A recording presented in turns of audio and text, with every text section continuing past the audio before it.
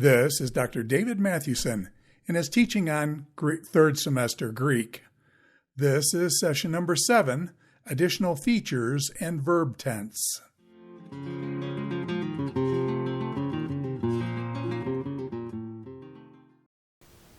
In this lecture, I want to do two things because we're kind of transitioning into verbs, verbal forms.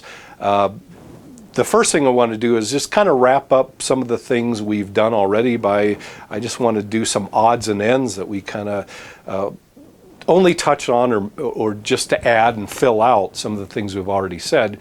And then the second thing we'll do is move into verbs, and especially focusing on the verb tense forms and what they communicate. So talking about a few odds and ends, one of the things that we've seen in a couple of examples and that we didn't spend time on with the genitive case is that one of the most common functions of the genitive case in nouns and in pronouns and other noun forms is to demonstrate possession. So again, if I have a noun followed by a noun in the genitive case that modifies it, one of the things that noun can do in the genitive is express possession. So, and this is one of the more basic common functions of the genitive case. So to use an example, just a really generic, easy example that I've used for a couple of other things, the love of God. Here's your noun in the genitive, that "u" ending that modifies love.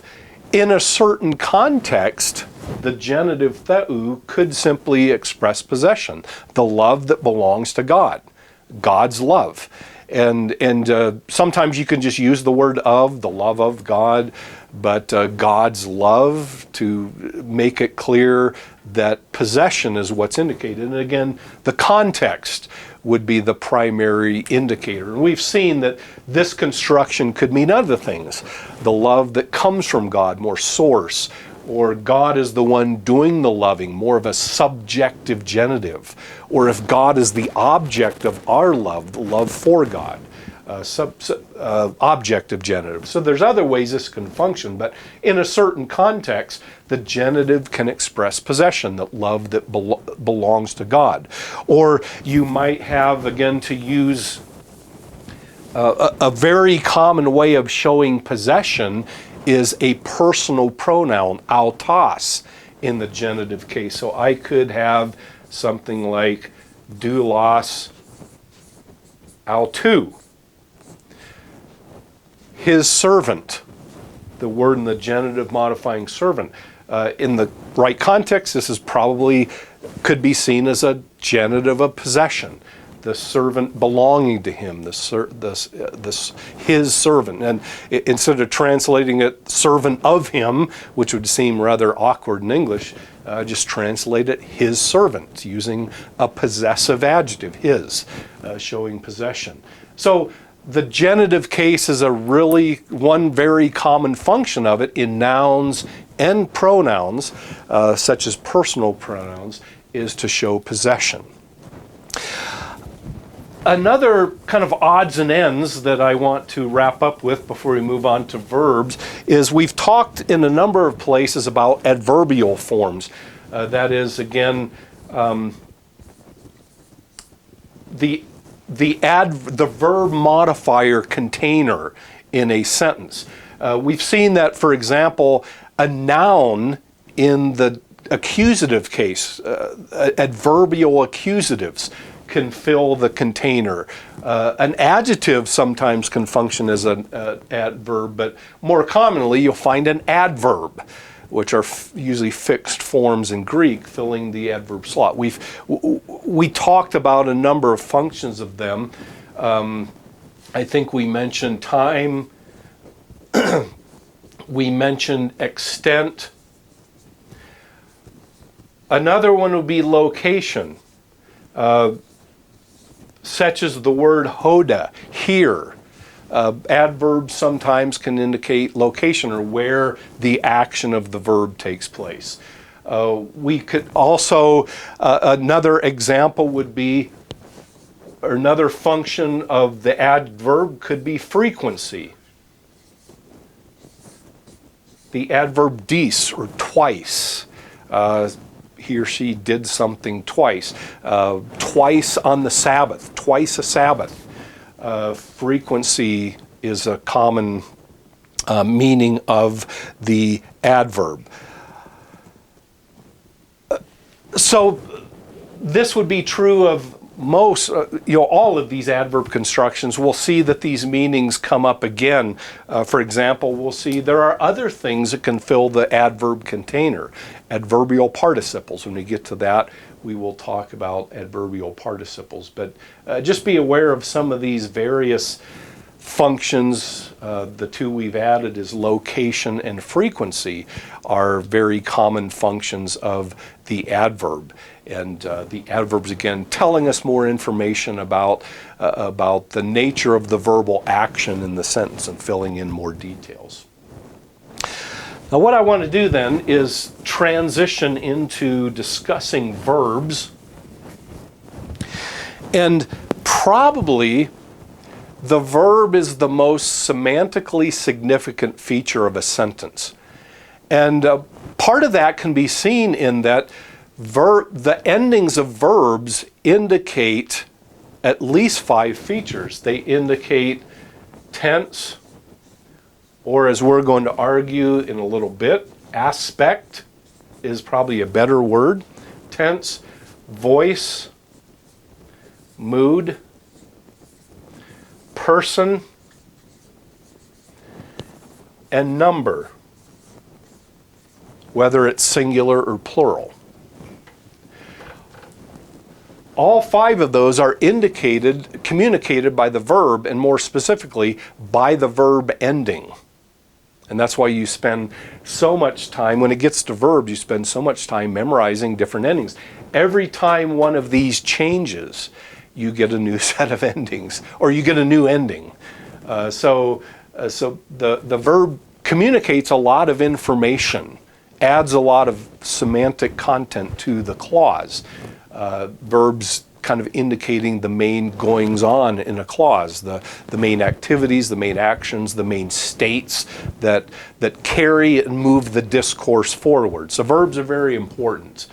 And what I want to do is in this lecture, and perhaps the next one, we'll focus on tense or aspect, because that is probably, even of these 5, that is probably the most significant feature of the Greek verb, followed probably by mood and then voice and person and number. I mean, they're all important, but some of them seem to carry more weight in what they communicate and what they do in the sentence. And so we'll spend the next couple lectures on tense, and then a separate one on voice, person, and number later on, and then in a separate lecture look at mood and the different moods in the Greek of the New Testament.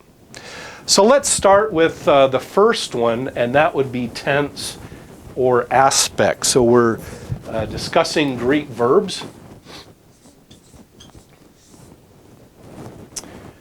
And the first one, again, would be tense, or again, I'm going to argue that a better explanation for what is going on in Greek verbs is what is known as aspect, or verbal aspect. Now, especially in languages like English, when we come to the Greek language from an English perspective, English verbs are heavily temporal or tense-oriented. So if I say I walk, I'm speaking of the present time. If I say I walked, I'm referring to something I did in the past. And frequently, we want to read the Greek language through that perspective. For a lot of students coming to the Greek language, when their native language is English, coming to the Greek language for the first time. And Greek was frequently treated like that. It was often thought that the tense system in Greek was basically just that, a tense system. It was temporal, past, present, and future. So you have in Greek, you have an aorist tense And hopefully this is simply summarizing first-year Greek information. You have an imperfect tense. You have a present, a perfect, and a pluperfect.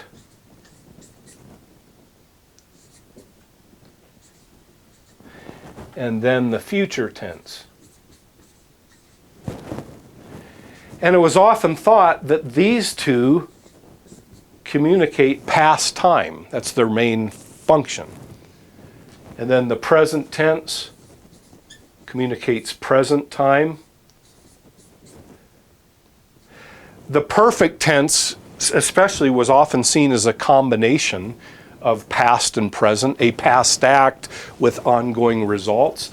And then the pluperfect tense was seen as a past perfect, that is, a past act with ongoing results all in the past, and then the future tense referring to future time. And so Greek was often seen as a heavily temporal language.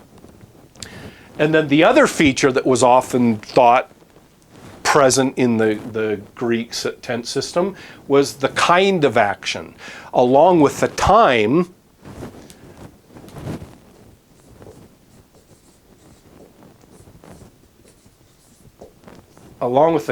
time of action was the kind of action. You'll see in some grammars they'll refer to the German word Aktionsart. That's a German word meaning kind or type of action. And it was often thought that the use of the tense reflected the kind of action that was actually going on. So for example, the aorist tense is often described as a punctiliar tense form. It indicates time, action that took place in the past, but punctiliar. Sometimes you'll find especially older works referring to instantaneous action, once for all, action that was done and finished and over with, completed acts, it was all finished and done with, sometimes done in an instant. You often find that description of the aorist. The imperfect tense was also past time, but it indicated ongoing or durative action. In contrast to the aorist that was point or punctiliar, the imperfect indicated durative or action that took place over a period of time. Then the present tense, the time of it was present time. It was taking place during the time of the writing, during the time that the author is writing from the author's perspective. But the kind of action was ongoing or durative. And you often would find, and you still do find things like the present tense means that the action it's still going on or it took place. It's habitual. It takes place over a long period of time. It's durative. The duration of the action is over a longer period of time.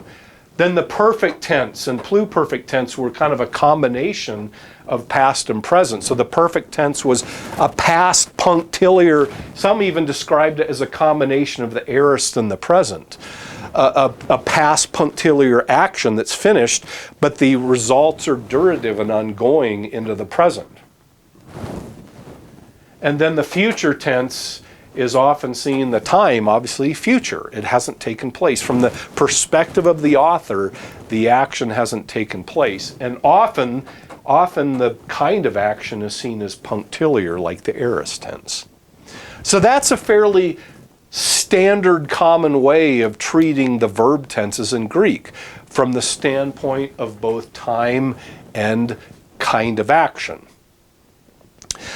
Now, recently, there has been a kind of a change or a shift, a major shift in the way that we understand the Greek verb tense endings. And just to let you know, as far as language and labels are going to use, if I use the word tense, I'm referring not to time when I'm referring to Greek verbs, but to the endings, the tense endings. So all those endings you memorize, o, ace, a, amen, eta, usi, o, my, a, atai, on, es, amen, eta, on, etc. Those are the tense endings. But I distinguish that from what they communicate. And I'm suggesting that what the tense endings of Greek verbs indicate is primarily aspect. And what aspect means is simply, aspect has to do with how the author chooses to view the action, the author's perspective on the action, irrespective of when it took place or even how it took place. So those notions, time and kind of action, those are both present in the Greek language, but they're indicated by the context, not the endings of the verbs. The endings of the verbs, I would argue, indicate aspect or verbal aspect, and that is, the Greek verb endings indicate how the author chooses to look at and view the action.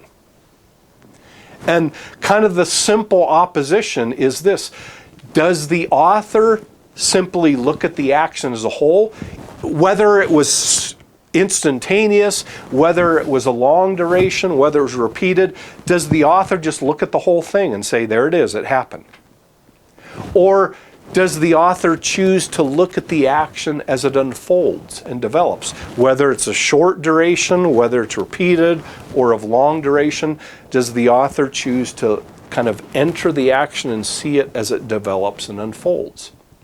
Those are two aspects.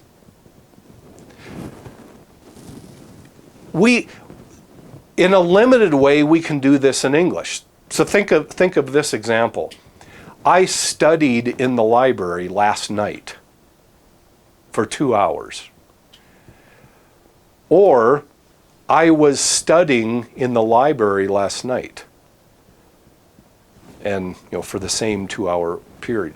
I'm referring to the same act, the same period of time. Yet, what's the difference between saying I studied and I was studying? One of them simply just summarizes it, I studied, without saying anything more. I was studying looks at it as an action unfolding and developing. It's the same action, just two different aspects or two different perspectives on that action, two different ways of viewing it.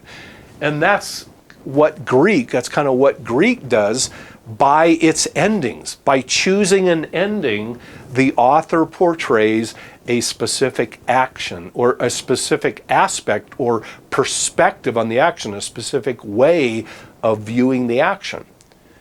And the point is, the same action can often be viewed from different perspectives. You can use the same tense you can use different tenses to describe the same action depending on your perspective. A good example in the New Testament is the resurrection of Jesus Christ is referred to with 3 different tenses throughout Paul's letters. Sometimes, more frequently, it's in the aorist tense. We'll talk about what these tenses are, but you find it referred to in the perfect tense, for example, in 1 Corinthians 15, and one place it's referred to with the present tense. Did Christ raise 3 times? No, it's the same resurrection, just depending on his perspective, Paul can use different tenses. One common visual metaphor that's often been used is, maybe overused sometimes, is an image of a parade and a helicopter. So if there's a parade going on 4th of July, since that was the most recent holiday, I believe, if you have a 4th of the July parade and it lasts for 2 hours, we'll say. If I'm in a helicopter above the parade and just looking at the whole thing, that would be one perspective. And we'll see that's similar to the aorist tense in Greek. We'll talk more about that in a moment. But what if I'm on the street corner watching this parade develop and unfold in front of me? It's the same parade. It goes on for the same period of time, yet now it's a more close-up view. I'm seeing it go on and develop and unfold. Or what if I'm the parade manager? I'm looking at the parade as all the conditions, all the planning, everything coming into existence, and the result, seeing the parade as a state of affairs that results from all the preparation and planning and all the conditions. That would be similar. That would be another perspective, similar to the perfect tense form in Greek. So the same parade, but different ways of looking at it. And that's, I think, a helpful way of understanding verbal aspect in Greek, is that the choice of an ending, all the tense forms that you learned in first year Greek, aorist, imperfect, present, perfect, pluperfect, which is rare, but there's a few forms, and then future. We'll talk about the future form later. Most agree that that's not a true aspect. We'll set that aside for a moment and return to that. But the present, the aorist, the imperfect, the perfect, pluperfect, those are all different ways of viewing different perspectives on the action. And a lot of times, again, the exact same action can be viewed from different perspectives. You can find, for example, when you look at the Gospels, sometimes it'll say, and Jesus said this, using an aorist tense for said. But another Gospel recording the same speech will have the present tense. Jesus said, using a present. Instead of apon, the aorist, it'll have lege, he said. What's the difference? It's not a different speech, it's the same speech. It's a different way of portraying the action. Whether you just want to summarize it, Jesus said, or whether you want to look at it as a process that was developing or unfolding.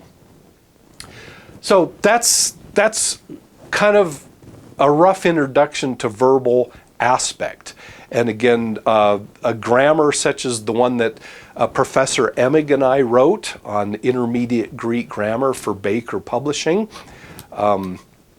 Intermediate Greek, we have a chapter that introduces you to verbal aspect.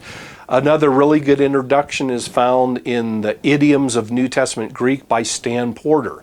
One of his introductory chapters, I think it's chapter 1 or 2, has a treatment of verbal aspect. And you'll find all kinds of resources to the present day on verbal aspect, and some of them differ from each other, but the primary idea is that most people agree that the primary feature of Greek verbs is not time or kind of action, but verbal aspect, how the author chooses to represent the action.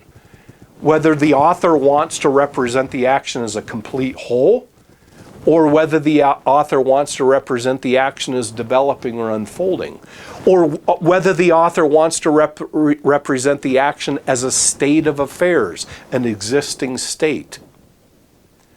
The same action can be viewed from those three different perspectives, represented by the choice of a Greek verb tense form, whether aorist or present, or imperfect or perfect tense. So that's kind of what verbal aspect is. And again, usually the author has a choice. Some verbs, for example, the verb eimi, the author doesn't have it. It doesn't have basically perfect tense forms. It doesn't have aorist tense forms. The author's basically limited to the present and the imperfect tense when it comes to using eimi. So some verbs are restricted, but many verbs have a choice. The author can choose how he wants to view the action by the choice of a tense form. So that's kind of what verbal aspect is, and again, I think it's important to grasp. What I want to do now is just two additional things. I want to just kind of summarize. In the next lecture, we'll look more specifically at the tense forms, or the aspects and their meanings and how they can function. But I simply want to summarize kind of the meanings of the aspects in New Testament Greek, and then talk just briefly about, well, how do they function? Why would the author choose a certain aspect? So when it comes to the aspects, the first one that I want to talk about is the aorist tense form.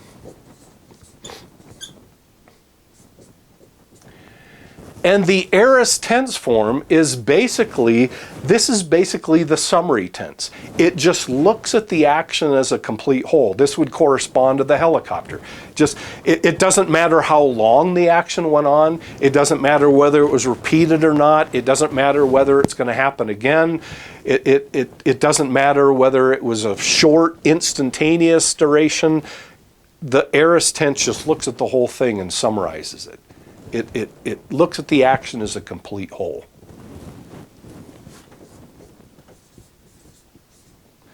Let me change that to the present tense.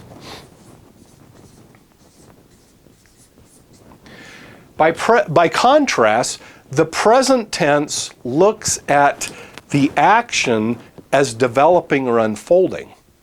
Again, it doesn't tell you how long the action took place. Only the context can do that. Whether the action took place over a long period of time, whether it was repeated, whether it was of shorter duration, the present tense just says the author looks at the action as it develops and unfolds. My colleague that I wrote the grammar with, Elodie Emig, she suggested the image of a snow globe. And she said when you shake a snow globe, if you've ever seen one of those little snow globes, you shake it, and especially those ones that have a little man or a little figure, a woman inside of it. She said the present tense, the aorist tense is if I shake the snow globe and put it down and I look at it from outside, that's the aorist. I just see the whole thing.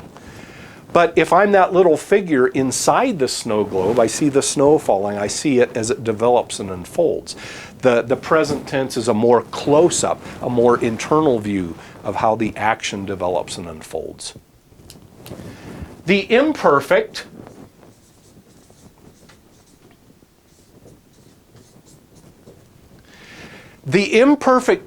tense form has the exact same aspect as the present. It looks at the action as developing or unfolding, as the perspective more internal, seeing it as it unfolds.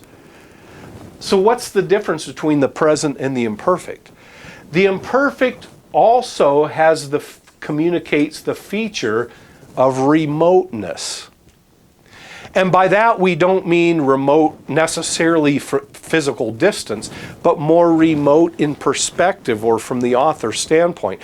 If I were to use the parade illustration, it might be that I'm still down on the street watching the parade, but maybe I'm back a block, and it's not quite so close up. It's a little bit more remote in perspective, and that's why not all the time, but you often do see the imperfect tense used, especially in narrative of past time, and that's due to the remote perspective. But wherever the imperfect is used, it communicates the same aspect as the present, action seen as ongoing or developing, unfolding, but with the additional feature of the action is seen from a slightly more remote perspective.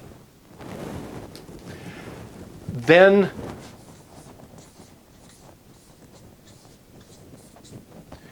the perfect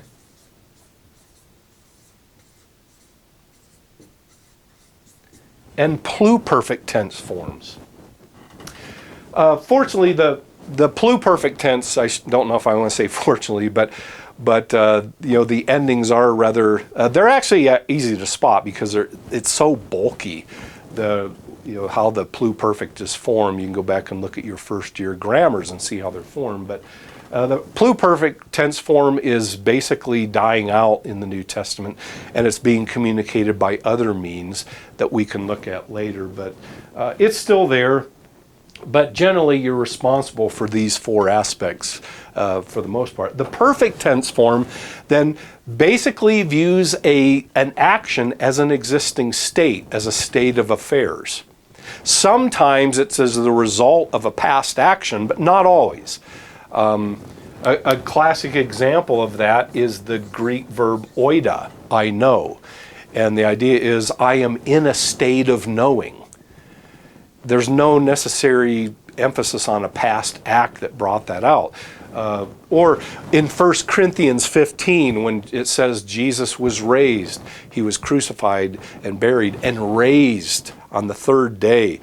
That verb raised is in the perfect tense. The emphasis on he was in the state of being raised. His resurrection was seen as an existing state. So the perfect tense form looks at the action as an existing state, a state of affairs. Whether that action is past or present, the context can only tell you that. All the perfect tense does is suggest that the action is seen as a state, an existing state. And then the pluperfect, basically, if you follow this, the pluperfect is to the perfect what the imperfect is to the present. That is, it shares the same aspect, state of affairs, but it adds the feature of remoteness. And it basically is exclusively used in past time context because of its meaning and the notion of remoteness. But again, the pluperfect is to the perfect what the imperfect is to the present. That is, they share the present and perfect share the same aspect. The imperfect adds a feature of remoteness. Perfect and pluperfect share the same aspect. The pluperfect, like the imperfect, adds the feature of remoteness. So those are the basic meanings of the tense forms and the aspects. Again, the tense forms are the endings. The aspect is the meaning communicated by those. In the next lecture, we'll look at a little bit more detail at the meaning of these tense forms or these aspects. But the last thing I want to do is ask the question, well, why the different aspects? And we'll later on look at an example of what I'm about to communicate to you. But I don't want to say that this is always the case, but one of the things that aspect can do, when you're reading a text in the New Testament and you see, especially when the author uses different aspects, a good example is read through sections of Revelation sometime and notice how the author shifts. He'll use the aorist, and then there's present tenses, and then there's imperfect tense, and then there's a perfect tense thrown in, then back to aorist, and then more presence. And the author's shifting on, what in the world is going on? Well, one of the things that aspect can do is the author can use it to structure the discourse. And that is to show levels of prominence, to attach more importance to certain things. And again, I would not say that verbal aspect always does this, but it often does, and it's worth noting, and it's worth looking at and considering examining verbal aspect from this perspective. So often discourse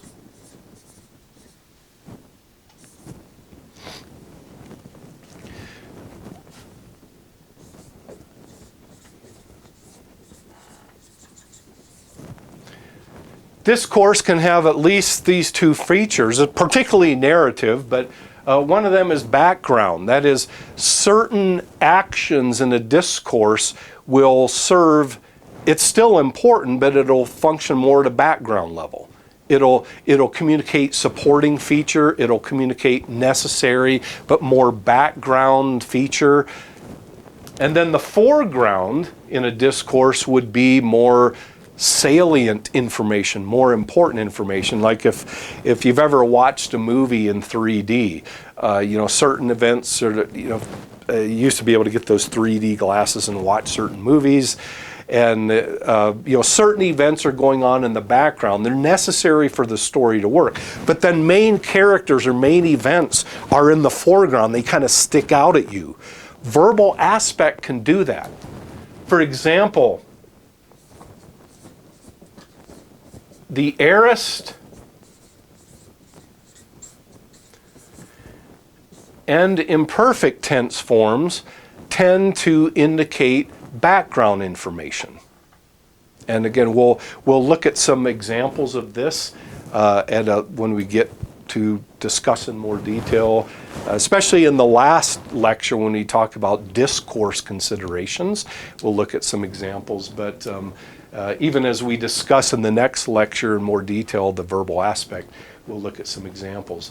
But the aorist and the imperfect tense forms tend to, in discourse, often indicate background information. Again, that does not mean unimportant or you can ignore it. It just has to do with how does it function in the discourse. Background information is important, but it just serves a supporting role, a background role. Whereas foreground will often be indicated by the present tense and the perfect tense forms. And I would say also, we'll talk about this later, the future tense forms. Those can often indicate foreground or prominent information. Information that's meant to stick out in the discourse, to kind of be like a peak in the discourse. Now there's other things in Greek that can indicate background and foreground besides verbal aspect. I'm just saying that's one of the things that verbal aspect can do. And that's one of the reasons why authors can shift in aspect. So in the Gospels, you often find the author narrating with the aorist tense, and all of a sudden he'll throw a present tense in, even though he's still talking about past time. That's meant to foreground. So keep this in mind, that one of the things, and I would say it does happen frequently, not all the time, and that's not the meaning. Background and foreground are not the meaning of the verbal aspects. It's just one of the ways they can often function. But the background information can often be indicated by the aorist and the imperfect tense, and then foreground information, especially by the present tense and the perfect tense form, and sometimes the future as well. So that's one of the ways verbal aspect can function. Again, that gets you away from pin the label and the grammatical construction, but getting you to look at the whole discourse and note patterns of, where do you see aorist tenses and imperfects? Where do you see present tenses? Can you explain what they're doing? Can you explain why they're there? Are they meant to indicate background and foreground information? So in the next lecture, we'll spend a little bit more time looking at in more detail at the individual aspects and their meanings and how they can function.